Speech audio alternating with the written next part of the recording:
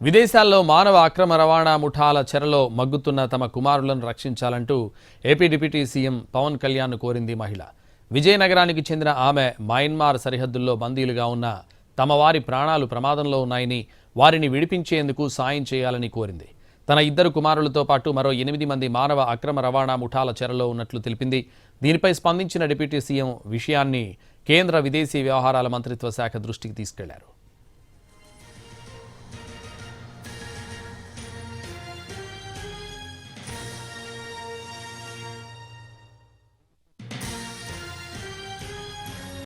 విదేశాల్లో మానవ అక్రమ రవాణా ముఠాల చెరలో మగ్గుతున్న తమ కుమారులను రక్షించాలంటూ ఏపీ డిప్యూటీ సీఎం పవన్ కళ్యాణ్ను కోరింది మహిళ.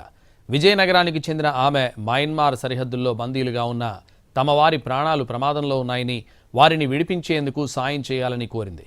తన 2 కుమారులతో పాటు మరో 8 మంది మానవ అక్రమ రవాణా ముఠాల చెరలో ఉన్నట్లు తెలిపింది. దీనిపై స్పందించిన డిప్యూటీ సీఎం విషయాన్ని కేంద్ర విదేశీ వ్యవహారాల మంత్రిత్వ శాఖ దృష్టికి తీసుకెళ్లారు.